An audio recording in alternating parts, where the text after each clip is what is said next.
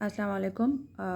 उम्मीद है कि आज आप सब लोग ठीक होंगे और जैसे कि आपको सामने से लिखा हुआ नज़र आ रहा है, तो उससे आपको अंदाज़ा हो जाएगा कि आज टॉपिक ऑफ डिस्कशन क्या है।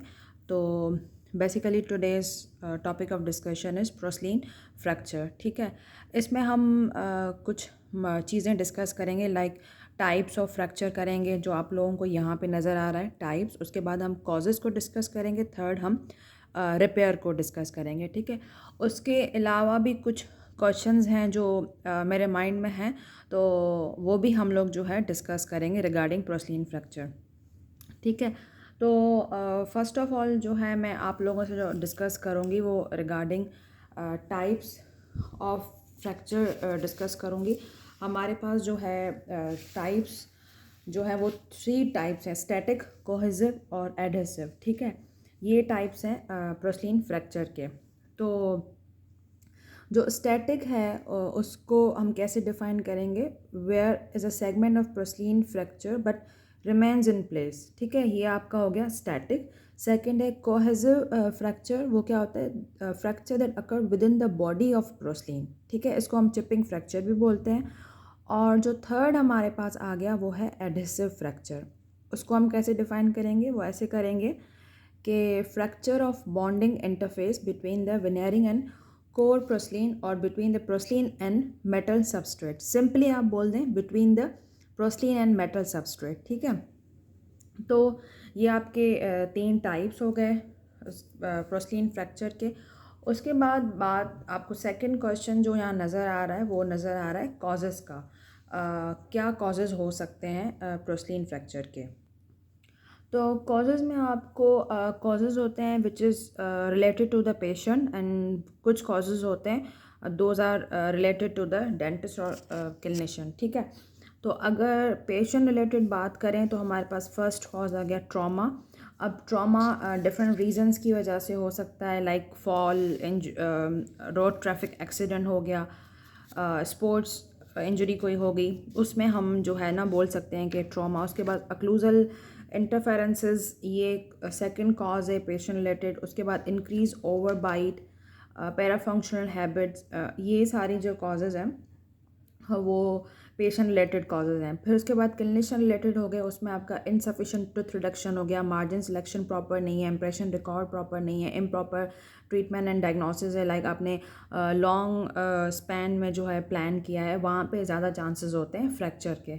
ठीक है, उसके अलावा जो है जैसे कि अब आपको यहाँ पे सिर्फ 3 ही क्वेश्चंस नज़र आ रहे हैं, टाइप्स, कॉजेज़ एंड रिपेयर। तो बेसिकली बहुत सारे क्वेश्चन अराइज होते हैं अगर हम बात करें प्रोस्लिन, सिंपली प्रोस्लिन की ही, कि मतलब क्यों हम प्रेफर करते हैं?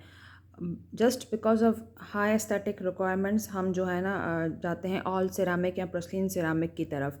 उसके अगर बात करें इंडिकेशंस की, तो बहुत सारे इंडिकेशंस हैं ऑफ ऑल सिरामिक या प्रोस्लिन सिरामिक की, लाइक हाईली एस्थेटिक डिमांड हो, या patient is allergic to metal हो, तो उन कंडीशंस में हम क्या करते हैं कि रिप्लेस किया हमने मेटल को विद प्रोस्लिन और सिरामिक के साथ। और इसका जो है स्ट्रेंथ जो है कम है as compare to other treatment planning, और लेकिन जो गुड टिश्यू रिस्पॉन्स है इसका वो भी एक मेन एडवांटेज है।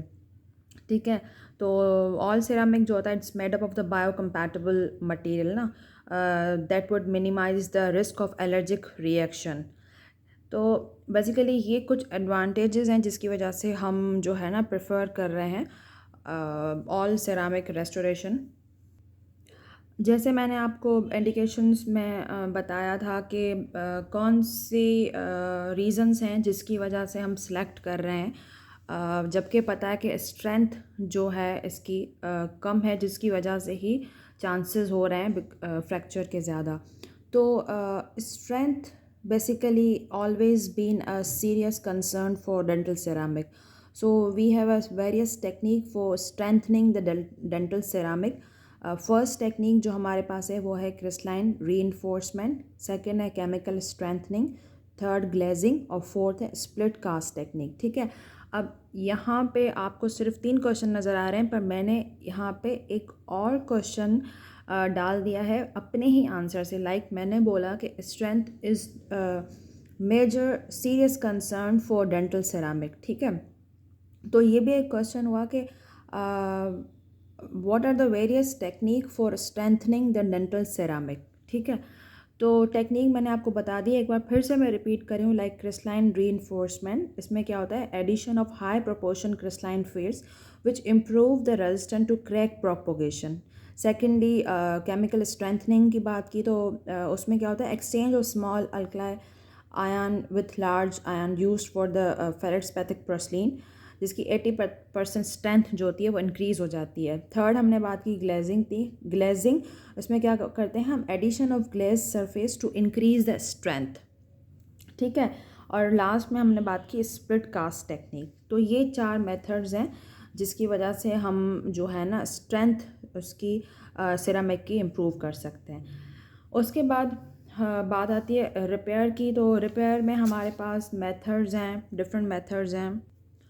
तो जो रिपेयर होता है वो भी डिपेंड करता है कि आपका कौन सा टाइप है ना फ्रैक्चर का। 3 टाइप मैंने आपको बताया, स्टैटिक, एडहेसिव एंड कॉज़िव। अगर और उसके बाद आपके पास डिफरेंट टेक्निक्स हैं रिपेयर की। लाइक इंट्राओरल रिपेयर हो गया, उसमें फिर आपका डायरेक्ट इंट्राओरल रिपेयर है और इनडायरेक्ट है, ठीक है। अगर इंट्राओरल में क्या करते हैं, तो bonding of fracture part of porcelain with composite resin to the remaining fracture porcelain restoration, ठीक है। अगर if the fracture pieces fit perfectly, this means the repair can be made by this way, ठीक है। उसके बाद हम hydrofluoric jail apply करते हैं for 5 minutes, clean and dry, then to prepare surface voluted with the dual cure composite resin, ठीक है। ये आपका इंट्राओरल रिपेयर मेथड हुआ। उसके बाद हमारे पास डायरेक्ट हैं, इनडायरेक्ट हैं। ये मेथड्स जो है मैं अपनी डायरेक्ट और इनडायरेक्ट थोड़ा डिटेल में डिस्कस करूँगी। अभी सिर्फ आप लोगों को ये पता होना चाहिए कि टाइप्स क्या हैं, कॉजेज़ क्या हैं, और क्या क्या डिफरेंट मेथड्स हैं to increase strengthening of ceramic, ठीक है। उसके अलावा कुछ पॉसिबल क्वेश्चंस हैं जो मैं आप लोगों को बताऊँगी कि why replacement is not suitable, मतलब हम रिप्लेसमेंट क्यों नहीं कर रहे हैं, हम रिपेयर की तरफ ही क्यों जा रहे हैं, हम रिप्लेस भी तो कर सकते हैं ना। इनके क्या रीज़न्स हैं। तो जो रिप्लेसमेंट है हम नहीं कर रहे, उसके सर्टेन रीज़न्स हैं। Like cost is a primary reason जिसकी वजह से हम क्या कर रहे हैं,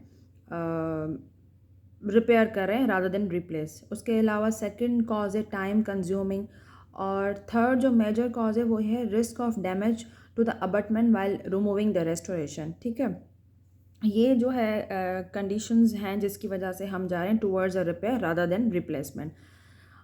अब एक क्वेश्चन और यहाँ पे अराइज होता है कि अगर ऐसी कौन सी सिचुएशंस हैं जिसमें आप रिपेयर कर ही नहीं सकते हो, आपको जाना ही जाना है टूवर्ड्स द रिप्लेसमेंट, ठीक है। अब वो सिचुएशंस ये हैं कि when fracture extend into function and when there is a risk of thermal changes to pulp, और repair results in poor static, and when recontouring badly alter the anatomic form, ठीक है। ये 4 कंडीशंस हैं जो repair को favour नहीं करती। अब हमें यहाँ पे रिप्लेसमेंट करनी ही करनी है, ठीक है। मैं कंडीशंस को जो है इसी वीडियो में पॉइंट्स करके लिख दूँगी, पर मैं रिपीट कर रही हूँ। कंडीशंस कौन सी हैं जिसमें आप रिपेयर फेवर नहीं करोगे, आपको रिप्लेसमेंट करनी है। Number 1, when fracture extend into function, ठीक है, फंक्शन को मतलब एक्सटेंड हो गया। सेकंड में when there is a risk of thermal changes to pulp, और फिर थर्ड में है repair result in poor aesthetic, और फोर्थ है when recontouring badly alter the anatomic form of tooth, ठीक है। इसमें जो है आप लोग रिपेयर नहीं करोगे। तो ये कुछ क्वेश्चंस थे रिगार्डिंग डेंटल सेरामिक या पोर्सिलेन फ्रैक्चर में, जिसमें मल्टीपल कॉजेज़ आपको पता होने चाहिए, टाइप्स आपको पता होने चाहिए, रिपेयर के मेथड्स आपको पता होने चाहिए, ठीक है। इसके अलावा फिर अगर हम बात करें सिरामिक की, तो ये भी हो सकता है कि आपने जैसे इंडिकेशन शुरू में बता दिए, जो मैं फिर से बता रही हूँ। लाइक हाई एस्थेटिक रिक्वायरमेंट हो, या 3 यूनिट फिक्स पार्शियल डेंचर हो, एंडोडोंटिकली ट्रीटेड टीथ हो, with post and core, favourable distribution of occlusal load हो एंड एक्सपोज मेटल मार्जिन हो, पेरियो प्रॉब्लम हो और मेटल इनटॉलरेंस हो, इन सिचुएशन में जो है वो इंडिकेटेड है सिरामिक।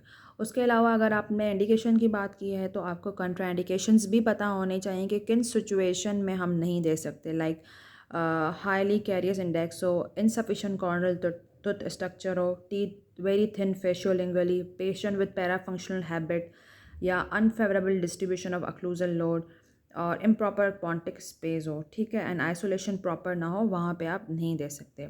अब बात करते हैं एडवांटेज की, जो हमने पहले भी बात की, ब्यूटी और एस्थेटिक इज़ अ मेजर जो है उसका एडवांटेज है, गुड टिश्यू रिस्पॉन्स है जो मैं पहले बता चुकी हूँ, and it's made up of biocompatible material which minimize the risk of allergic reaction. ठीक है, अब बात की एडवांटेजेस की, तो आपको यहाँ पे डिसएडवांटेजेस भी पता होने चाहिए। ठीक है, डिसएडवांटेज में फिर से बात आ जाती है रिगार्डिंग स्ट्रेंथ, उसकी स्ट्रेंथ रिड्यूस होती है और जो प्रिपरेशन है वो एक्सट्रीमली क्रिटिकल होती है और ब्रिटल नेचर का मटेरियल है जिसकी वजह से फ्रैक्चर के चांसेस ज़्यादा हैं और पुअर मार्जिनल अडेप्टेशन है। तो ये हो गए रिगार्डिंग सेरामिक। इसके अलावा और भी बहुत सारे क्वेश्चंस हैं रिगार्डिंग सेरामिक और जो इम्पॉर्टेंट भी हैं, तो वील डिस्कस जो क्वेश्चंस, फर्दर क्वेश्चंस हम डिस्कस करेंगे मेरी नेक्स्ट वीडियो में, और पिक्चर आइडेंटिफिकेशन में इसी वीडियो में डाल दूंगी, क्योंकि जो पिक्चर आइडेंटिफिकेशन वाली वीडियो है मेरी, जो प्रीवियस वीडियो थी वो डिलीट हो गई है, तो इसमें ही मैं डाल दूंगी पिक्चर आइडेंटिफिकेशन। तब तक आप मेरी वीडियो लाइक करें, सब्सक्राइब करें, देखें, कमेंट करें, और जो भी आपको फर्दर क्वेरीज़ हैं इसी टॉपिक के रिलेटेड मुझे कमेंट सेक्शन में बताएं। तब तक अल्लाह हाफ़िज़, दुआ में याद रखिएगा।